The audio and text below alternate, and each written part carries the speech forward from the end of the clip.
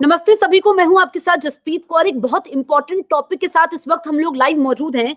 महाराष्ट्र में third wave से हो सकते हैं 60 लाख लोग प्रभावित। ये हम क्यों कह रहे हैं ये हम आपको बताएंगे। और इस वक्त मेरे साथ मौजूद हैं डॉक्टर उदय कुलकर्णी, जो कि कोरोना टास्क फोर्स के हैं। डॉक्टर उदय, बहुत बहुत स्वागत है आपका। ऐसा क्यों कहा जा रहा है कि थर्ड वेव में महाराष्ट्र में 60 लाख लोग प्रभावित होंगे? जैसे कि हमारे आदरणीय जो हमारे हेल्थ मिनिस्टर साहब है, उन्होंने इसके ऊपर जो टिप्पणी की है उसका कारण ये है कि पहले वेव में जब हम लोग तैयार नहीं थे पूरी तरीके से, तो उस वक्त 20 लाख के करीब लोग हो गए थे। दूसरी वेव में लगभग 40 लाख लोग हो गए हैं। और इसके पीछे और एक कारण है कि ये परसेंटेज के हिसाब से अगर देखा जाएगा तो महाराष्ट्र का पॉपुलेशन जो अभी लगभग 12 करोड़ के करीब है, तो उसमें से कुछ लोग ऑलरेडी प्रभावित हो चुके हैं और कुछ लोग उसमें से निकल भी चुके हैं और कुछ लोगों का वैक्सीनेशन हो चुका है। तो ये सब नंबर अगर मिला के देखा जाए तो लगभग 6 करोड़ लोग आज भी प्रभावित होने से बचे हुए हैं। तो उसमें से 10% लोगों को अगर हम लोग आज के तारीख में मोटा मोटी देखें तो उनको ये प्रभावित होने का यहाँ पे अनुमान लगा जाए, इसके लिए 60 लाख का फिगर यहाँ पे उन्होंने बोला हुआ। उसके डॉक्टर साथ में उदय, हम तो लोग ये एक कारण हाँ है क्योंकि लगातार खतरा बना हुआ है। वैक्सीन लोगों ने नहीं ली है। अगर वैक्सीन की पहली डोज ले ली है या फिर दोनों डोज ले ली है तो खतरा कम है। हाँ, जैसे हम लोग देख सकते हैं यहाँ पे कि महाराष्ट्र हो या पूरी दुनिया हो, विश्व हो, जहाँ पे भी वैक्सीनेशन अच्छी तरीके से चला है, वहाँ पे इसका खतरा जो है वो कम हो गया। और प्रभावित होने का मतलब ये नहीं है कि ये सब लोगों को कोरोना से बड़ा कुछ वहाँ पे असर हो जाएगा, उनको हॉस्पिटलाइजेशन, उनकी मौत तक हो सकती है, ऐसे कहीं पे भी नहीं है। जैसे हमने देखा है कि रिकवरी रेट भी अच्छा है महाराष्ट्र का, लगभग 97% रिकवरी रेट है महाराष्ट्र का। तो उसका मतलब है कि प्रभावित तो होंगे, लेकिन उसके बाद में हेल्थ जो भी हमारी प्रणाली है उसके ऊपर उतना प्रेशर आ जाएगा। क्योंकि अगर हम लोग देखते हैं तो आज पूरे भारतवर्ष में हमने इतने सालों से अपने हेल्थ की तरफ जितना ध्यान देना चाहिए था उतना नहीं दे पाए हैं, कारण कुछ भी हो। तो उसकी वजह से अगर हमारे यहाँ पे पहले 20 लाख लोगों को भी संभालने के लिए वहां पे कष्ट हो रहे थे, अभी उसके बाद 40 लाख जब हो गए तो भी कष्ट बहुत है। तो ऐसे में हमारी जो भी हेल्थ सिस्टम है उसको अपग्रेड करना, उसको सबको वहां पे उस स्तर पर तक लेके जाना। जैसे ऑक्सीजन की कमी है, कहीं कहीं पे दवाइयों की कमी हो रही है, कहीं पे हमें उनको सपोर्ट सिस्टम, जैसे आयुर्वेद से लेके होम्योपैथी से लेके इतनी चीजें हमारे भारत वर्ष में परंपरा है, तो उनको जहां तक यूज करना चाहिए, या फिर अपनी जो भी सिस्टम्स है उसके साथ में अपने सोशल वर्कर्स को इन्वॉल्व करना चाहिए। ये सब चीजों के लिए हमें जो समय अभी 2-3 महीने का मिल रहा है, तो उसे हमें यूज करके आगे चलना है। और अभी फेस्टिवल्स भी आ रहे हैं। दूसरी ये भी बात है कि गवर्नमेंट को चौकन्ना रहने की जरूरत क्यों है, क्योंकि अगर 60 लाख लोग प्रभावित हो सकते हैं तो उतना हेल्थ सिस्टम भी स्ट्रांग करना है। और उसके लिए लोगों की इन्वॉल्वमेंट, जैसे महाराष्ट्र में पहले भी हो गया था कि माझा कुटुंब माझी जवाबदारी, यानी my family is my responsibility. Now our responsibility goes little bit beyond it, कि मेरे सिर्फ जो भी फैमिली उसके आगे चल के मेरी सोसाइटी भी मेरी जवाबदारी है, मेरी वहां पे रिस्पॉन्सिबिलिटी है। So I should be more socially responsible. इसकी तरफ शायद हमारे मंत्री महोदय लेके जाना चाहते हैं कि we should be more responsible not only for my health but my society's health also. तो ये बिल्कुल शायद डॉक्टर, कारण है कि ये जिसके लिए आपने बहुत बहुत इंपॉर्टेंट बात कही है, क्योंकि हम देख रहे हैं कि बाजारों में भीड़ है और लोग जो दूसरी लहर थी जब वो अपने पीक पर थी उसको भूल चुके हैं। ऐसे में लोगों की जिम्मेदारी बनती है। लेकिन यहाँ पर जो 60 लाख नंबर बताया जा रहा है, काफी बड़ा ये नंबर है। और ऐसे में जो वैक्सीन है उसकी भी कमी है। तो ये सब चीजें जैसे हम लोग देख रहे हैं कि जहां तक नंबर्स और हम लोग जो भी आगे देख रहे हैं, लोगों का बर्ताव देख रहे हैं, तो इन सब के आगे चलने के लिए और तीसरी लहर में शायद कोरोना पानी से भी आ सकता है, अपने खाने से भी आ सकता है। तो ये अगर देखा तो हमें जरूर ज्यादा चौकन्ना रहने की जरूरत है, क्योंकि ये नंबर सिर्फ अपने सांस के ड्रॉपलेट इन्फेक्शन की जगह पे अपने खाने पीने से भी अगर आ जाएगा तो डेफिनेटली नंबर बढ़ने वाला है। और ये नंबर को हमें कम रखना है, तो हमें उसके लिए कंटिन्यूअसली, जैसे बाहर कहीं पे जा रहे हैं तो सोशली रिस्पॉन्सिबल होके वहां पे हमें मास्क पहन के जाना है, कहीं पे भी जाने के बाद में हाथ पैर बराबर से धो लेने हैं, स्टीम लेना है, ये सब चीजें हमें करनी है। और हमारे लापरवाही के कारण और 10 लोगों को और 50 लोगों को ये बीमारी ना हो, उसके लिए कोशिश अगर करनी है तो यही समय है कि हम लोग खुद की जिम्मेदारी समझ के, खुद चौकन्ना रह के, खुद को भी बचाना है, दूसरों को भी बचाना है।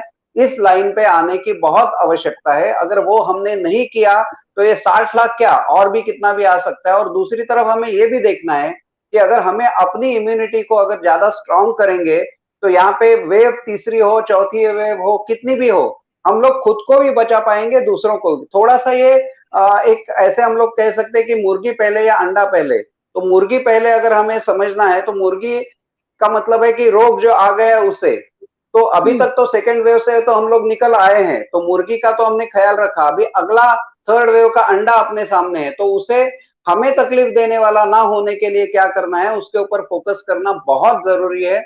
And it requires self discipline, और उसके साथ में बाहर जाके भी हमें उतना ही रिस्पॉन्सिबल बिहेवियर रखना है, क्योंकि अभी पानी से भी आ सकता है कोरोना। ये हमने देखा है कि पानी में कोरोना के वायरस लगभग 10 दिन तक रह सकते हैं, और बाहर हवा में वो जब 1-2 दिन के लिए रहते थे, यहाँ पे 10 दिन रहेंगे। तो आप सोच सकते हो कि अभी बारिश भी महाराष्ट्र में आप देख रहे हो कि बाढ़ भी आ रही है बहुत अलग अलग तरीके से। तो पानी से आने वाली भी अगर ये बीमारी हो गई तो आप समझ सकते हो कितने लोगों को ये प्रभावित कर सकती है।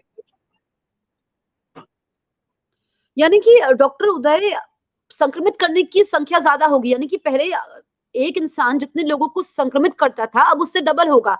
और जो हमने अभी कुछ देर पहले तस्वीरें भी दिखाई, जो बाजारों में हम इस वक्त भीड़ देख पा रहे हैं, चाहे फिर वो सब्जी मंडियों में हो, मार्केट्स में हो, इसके अलावा टूरिस्ट स्पॉट्स में हो, लोग अपनी जिम्मेदारी को नहीं समझ रहे हैं। अगर लोग अपनी भागीदारी नहीं समझेंगे तो फिर कोई भी सरकारें, कोई भी प्रशासन कुछ भी नहीं कर पाएगा।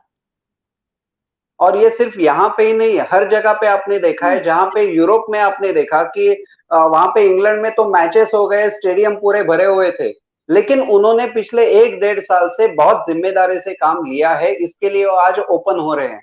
आज यूरोप ओपन हो रहा है, अमेरिका में भी वहां पे मास्क हटाने की बात हो रही है, कनाडा में भी बात हो रही है, ऑस्ट्रेलिया में, सिंगापुर में मास्क अभी हट चुके हैं। तो हम लोग ये कह सकते हैं कि जिसने पहले जिम्मेदारी समझ ली, अपने सोशल रिस्पॉन्सिबिलिटी हर अपने नागरिकों तक पहुंचाई, वहां पे उन्हें ये परिणाम मिल रहा है कि वो अभी कोरोना मुक्त होकर फिर से अपने नॉर्मल लाइफ में आ रहे हैं। लेकिन जो भी ये जिम्मेदारी समझे बगैर आगे चला, आप समझ सकते हैं कि भारतवर्ष इतना 135 करोड़ वाला है, महाराष्ट्र जो है वो 12 करोड़ वाला यहाँ पे अगर हम लोग राज्य समझ सकते हैं, तो रिस्पॉन्सिबिलिटी हमें बढ़ानी है खुद की। जैसे आप यहाँ पे बिल्कुल। देख रहे हो कि हाँ, एग्जैक्टली। हम खुद को अगर समझ के, और इसमें खाने पीने से, और आयुर्वेद का इसमें रोल अभी बहुत बढ़ेगा, क्योंकि इम्यूनिटी अच्छी खुद की रखने के लिए आयुर्वेद है या होम्योपैथी है कि हमने पहली वेव में देख चुके हैं कि अगर आपने अच्छी तरीके से इम्यूनिटी के ऊपर ध्यान दिया तो आप प्रभावित तो हो जाएंगे लेकिन उसमें से बच भी निकलेंगे। तो अगर आपको वहां पे संक्रमित हो भी गए तो भी निकलना है, तो उसके लिए खुद की इम्यूनिटी के ऊपर ध्यान देना है। और खुद की इम्यूनिटी बढ़ाने के लिए बहुत बड़ी बात नहीं है, थोड़ा सा अगर हमने अपने खाने पीने की तरफ ध्यान दिया, थोड़ा सा हमने हर दिन स्टीम ले ली, थोड़ा सा हमने हाथ पैर बराबर से धो के घर में आए, अपने जो भी कपड़े बाहर के उसे टाइम टू टाइम उसको धो के आगे चले। See, it is not a big, हम लोग रॉकेट साइंस नहीं है ये कि जहाँ पे हम लोग बहुत कुछ बड़ी बीमारी, हाँ बीमारी तो यहाँ पे है नो डाउट, लेकिन ये बीमारी से निकलने के लिए रास्ते जो कठिन है उसकी जगह पे ना होने के इम्यूनिटी वाले जो चीज है वो अगर हम लोग फॉलो करते हैं तो शायद हम ये 60 लाख नहीं 1 करोड़ भी अगर यहाँ पे प्रभावित हो जाएंगे तो उसमें से 1% से भी ज्यादा लोगों को क्षति नहीं होगी और हॉस्पिटलाइजेशन भी बहुत कम होगा।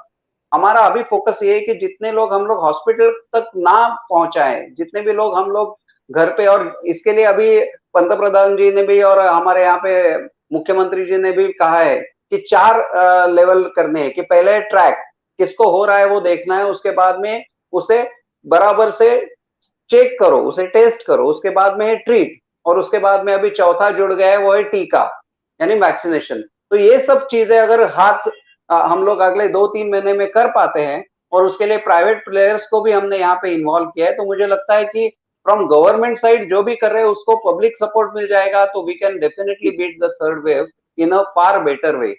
बिल्कुल, तो डॉक्टर उदय आपने ये 4T फॉर्मूला बताया है और जो काफ़ी इम्पोर्टेंट भी है, लेकिन मैं आपसे समझना चाहूँगी क्योंकि थर्ड वेव को लेकर के बहुत सारे एक्सपर्ट्स की बहुत सारी राय हैं, लेकिन थर्ड वेव आनी ज़रूर है। तो ऐसे में क्या अगस्त एंड तक थर्ड वेव आ सकती है? दूसरा सबसे अहम है कि क्या इसमें बच्चे भी प्रभावित होंगे? देखिए, बच्चों के बारे में डब्ल्यूएचओ और एआईएमएस का जो भी अभी स्टडी हो गया है, उन्होंने कहा है कि जितने बच्चे पहली वेव में या दूसरी वेव में जितने प्रभावित हुए थे, लगभग उसी परसेंटेज में यहाँ पे भी बच्चे प्रभावित होंगे। लेकिन अगर समझो नंबर्स बढ़ रहे हैं, तो उसका मतलब बच्चों का नंबर भी बढ़ जाएगा। तो उन्होंने कहा है कि लगभग 10% तक बच्चे 4 से 5 से परसेंट से 10% तक बच्चे यहाँ पे प्रभावित हो सकते हैं।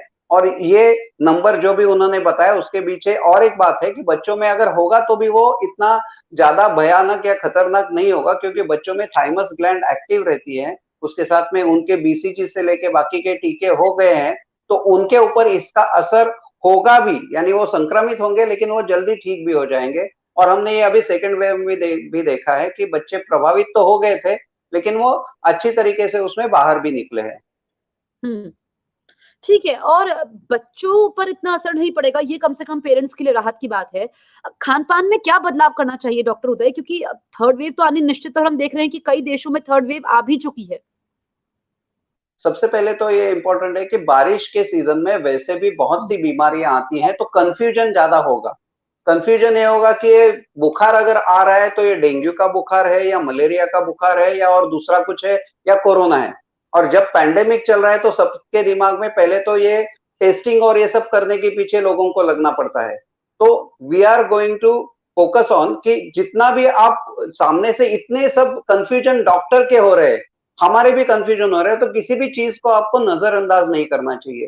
खान-पान में भी आपको ये देखना है कि अगर मैंने कुछ गलत खा लिया तो मैं बीमारी को वहाँ पे न्योता दे रहा हूँ। तो मुझे खान-पान के ऊपर जैसे बाहर से कुछ भी ठेले से हम लोग कुछ ले लेते हैं, तो वो बराबर से है कि नहीं पकाया हुआ, उसको सेफ्टी के हिसाब से वहाँ पे उन्होंने सब प्रिकॉशन लिए हैं कि नहीं।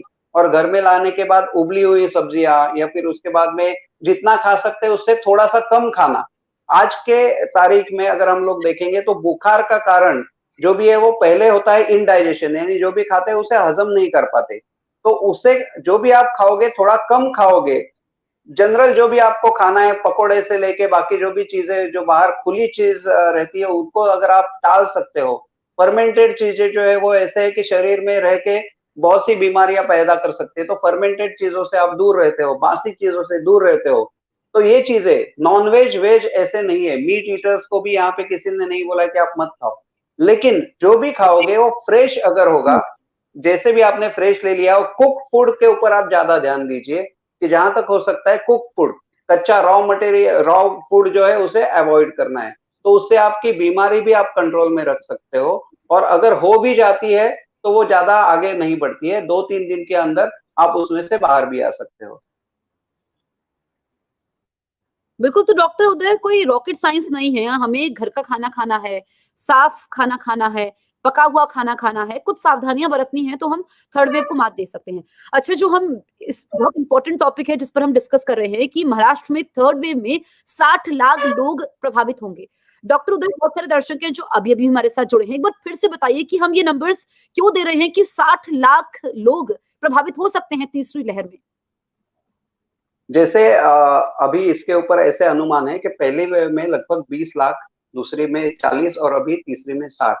तो ये एक हुँ, मोटा-मोटी है। दूसरे उसके साथ में ये भी चीज़ जुड़ी हुई है कि जितने लोग प्रभावित हो चुके हैं, तो उसमें हुँ। से जो भी सरकारी आंकड़े हैं, उसके साथ में असिम्प्टोमेटिक वाले बहुत से हम उसके साथ में जोड़ दें, तो हम लोग कह सकते हैं और जिसका वैक्सीनेशन हो चुका है, वो सबको आंकड़े अगर जोड़ जाते हैं, तो उसमें हम लोग कह सकते हैं कि लगभग 6 करोड़ आबादी अभी भी इससे या तो वैक्सीनेशन या जिनको नहीं हो चुका है, ऐसी आबादी है कि जिनको नहीं हो चुका है, तो उसमें से 10% यानी 10% का हो जाता है 60 लाख। तो इसके लिए यहाँ पे बोला जा रहा है कि लगभग 10% भी काउंट किया जाए तो 60 लाख लोग प्रभावित हो सकते हैं। ठीक है। डॉक्टर उदय आप हमारे साथ जुड़े, आपने इतनी महत्वपूर्ण जानकारियाँ दी, इसके लिए आपका बहुत-बहुत शुक्रिया। साथ ही जो दर्शक हमारे साथ जुड़े और एक बहुत इम्पोर्टेंट बात हम कह दें, जो लगातार हम अपील भी करते हैं कि आप लोग मास्क पहनिए, सोशल डिस्टेंसिंग का पालन करिए, जो नियम है उसका पालन करिए, घर का खाना खाएँ, सेहतमंद रहें, तो फिर आप थर्ड वेव को मात दे सकते हैं। थर्ड क्या कितनी ही वेव्स आए, चौथी, पांचवी, छठी, आपको हमेशा तैयार रहना होगा। बहुत बहुत शुक्रिया आप सभी का।